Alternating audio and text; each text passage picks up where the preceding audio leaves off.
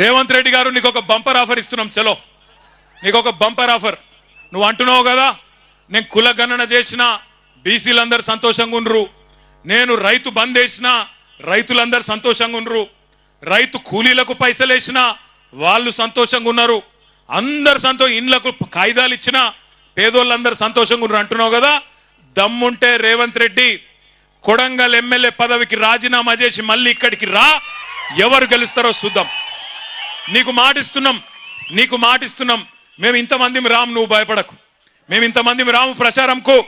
మా పట్నం నరేందర్ రెడ్డి నామినేషన్ వేసి ఇంట్లో కూర్చుంటాడు, బయటికి కూడా రాడు.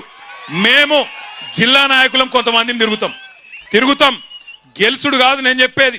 50,000కు ఒక్క ఓటు తక్కువ వచ్చినా నేను రాజకీయ సన్యాసం చేసి మళ్ళా రాజకీయంలో కూడా ఉండా. ఇది వాస్తవం. ఈరోజు కొడంగలే కాదు రాష్ట్రం మొత్తంలో వాస్తవం ముఖ చిత్రం ఇది.